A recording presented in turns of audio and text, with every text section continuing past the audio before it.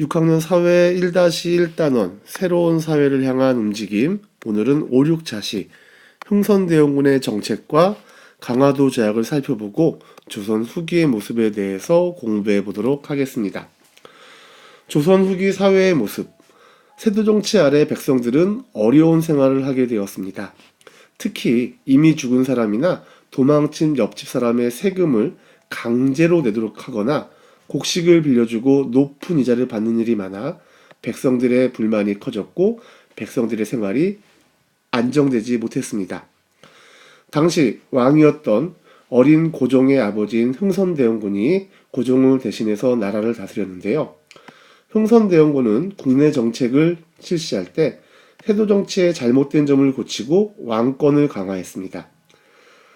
흥선대원군의 잘한 정책으로는 양반도 세금을 내게 하고 부당하게 재산을 쌓았던 서원을 정리해버리고 능력 있는 사람에게 벼슬을 주는 것이 좋은 정책이었습니다. 하지만 농사철에 백성을 동원해 경복궁을 다시 짓는 잘못된 정책을 펼치기도 했습니다. 당시 나라 밖에서는 여러 나라가 조선과 외교 관계를 맺을 구실을 찾고 있었는데 조선이 이를 거부하자 군대를 앞세워 침략하기 시작했습니다. 1866년 프랑스가 통상을 요구하며 강화도를 침략했습니다. 조선 군대는 이를 물리쳤으나 외교 장각에 보관되어 있던 책과 다음 무기, 곡식 등을 프랑스군이 약탈해 갔습니다.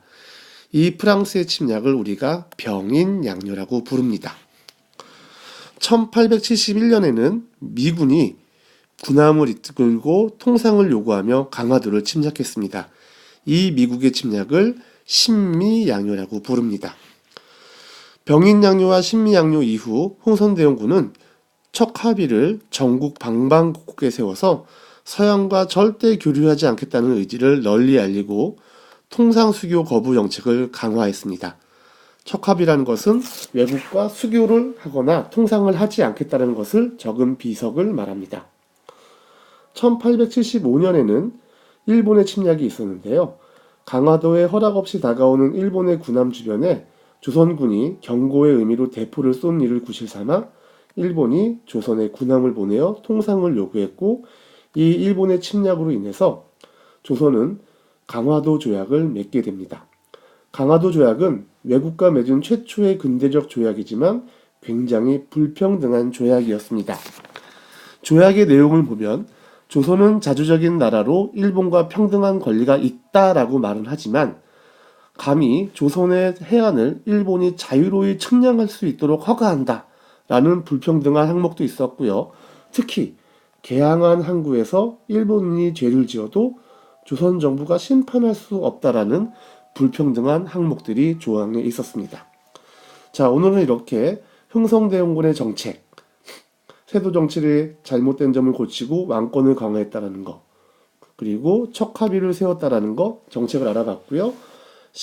병인양요, 신미양요, 그리고 최초의 근대적 조약 강화도 조약까지 공부해 보았습니다. 모두 수고하셨습니다.